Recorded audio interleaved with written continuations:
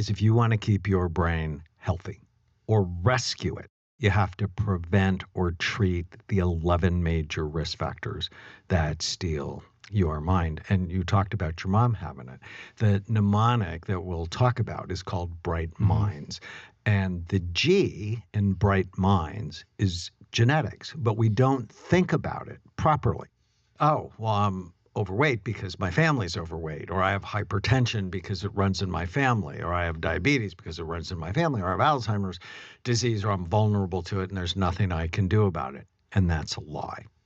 Genes increase your vulnerability and they teach you what you should be doing. So, for example, I have 6 children. 3 of them are adopted. 2 of my nieces we adopted because their parents couldn't stop with drugs and alcohol, and it was a disaster for these kids. And I tell my nieces, if you never drink or do drugs, you're never going to have a problem. But if you do, it could be serious. You need to be on an alcohol drug prevention program every day of your life. I have obesity and heart disease in my family. I'm going to be 70 this year. I'm not overweight and I don't have heart disease because I'm on an obesity heart disease prevention program every day of my life. So if you have it in your family, as soon as you know, you should be serious about preventing these 11 major risk factors.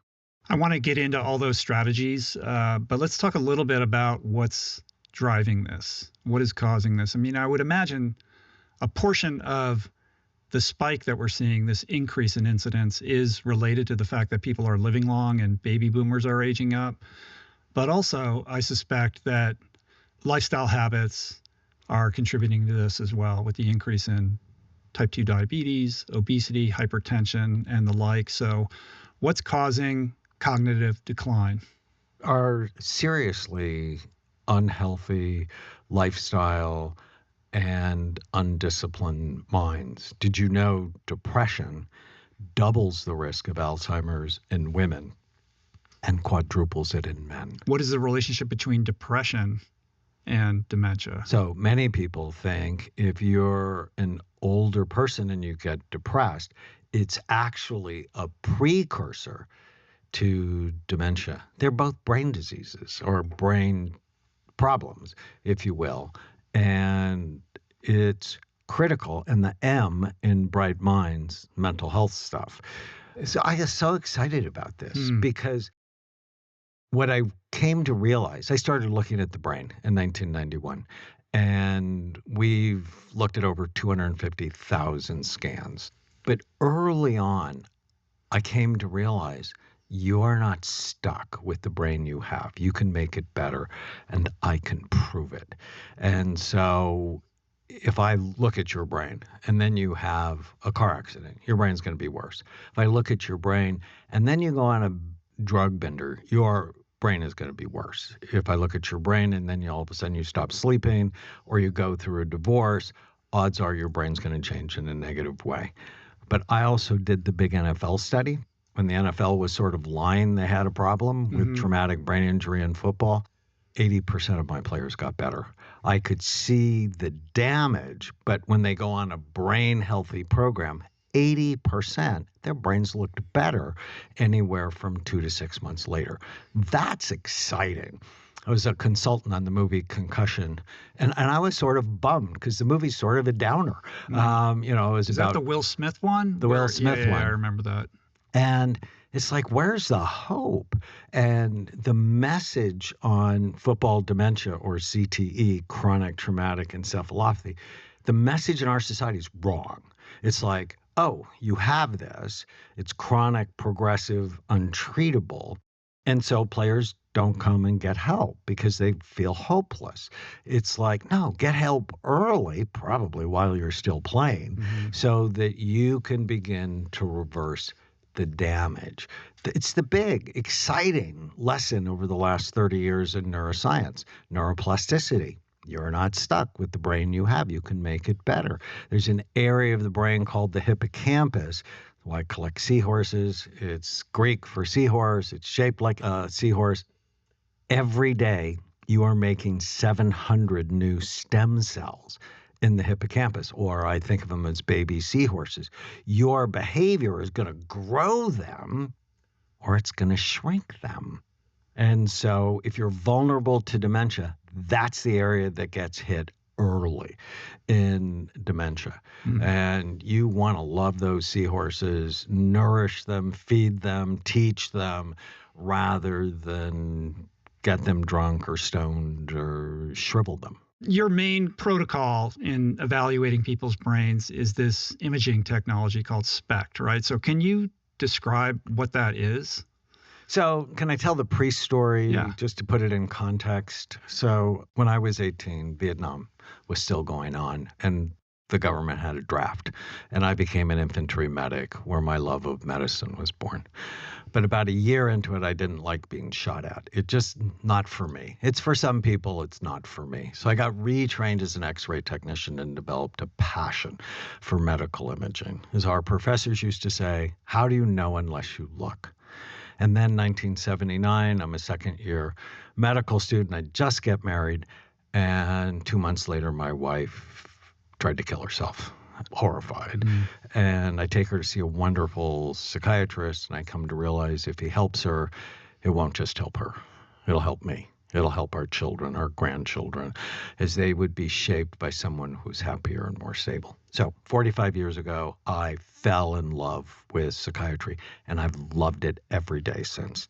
But I fell in love with the only medical specialty that never looks at the organ it treats. And I knew it was wrong, and I knew it would change.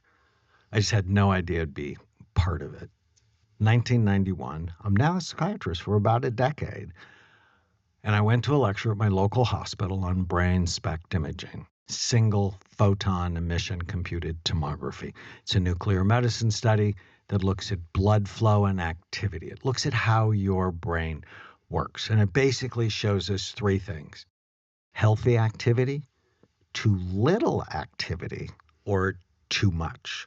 How is it doing that? What is the process by which that's revealing itself? So again, it's a nuclear medicine study. So what we do is we take a radio pharmaceutical. So you take a radioisotope. We take one we use is called technetium.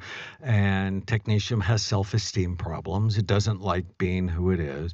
And it changes shape.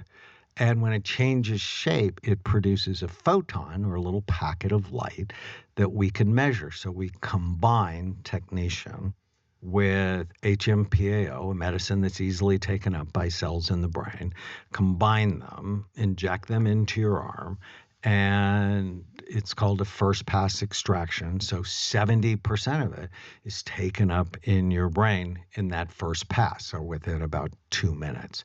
And then, so it's the hardest part of the procedure: little tiny needle into a vein in your arm, inject the medicine, it lights up your brain, and then we can measure it. Have you lay on a camera table. It's not claustrophobic. It's not like an MRI. People lay on the camera heads come around your head in about 15 minutes, and we get about 10 million counts, or 10 million times that little piece of light hits the crystals in the camera. And then we reconstruct it, and it looks like a brain. And we then can see in your brain which areas are most active, which areas are healthy, which areas are sleepy, compare it to our massive database. And my 8-year-old grandson can look at a scan and go healthy or not. And it's so helpful to look. And off camera, we talked about controversy. So I start looking at the brain. I'm like a little kid, so excited.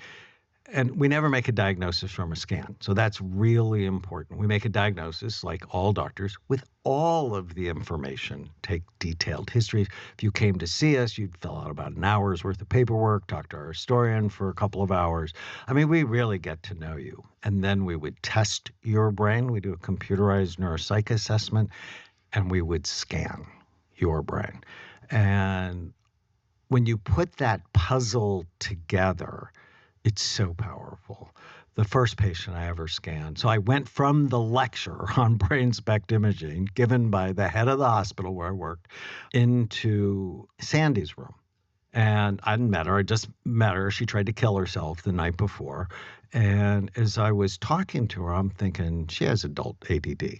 Impulsive suicide attempt after a fight with her husband that she caused.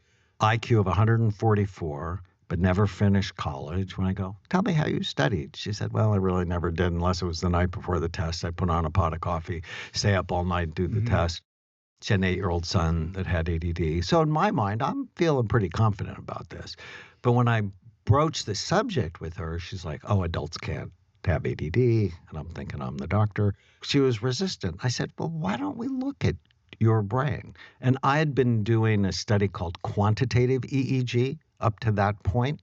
So I knew I needed to do it twice, once at rest, once while she did a concentration task. And then after I got the results a couple of days later, I'm in her hospital room. She has a table. I put the scans on the table. She had a healthy brain at rest. And when she tried to concentrate, her frontal lobes and her cerebellum, which we'll talk about, dropped. It was so clear. What does that tell you? The harder she tries, the worse it gets. It's a classic, is what I was predicting I would see, because that's what I saw in quantitative EEG. And when I showed her the scans and explained them to her, she starts to cry. And she said, you mean this is not my fault?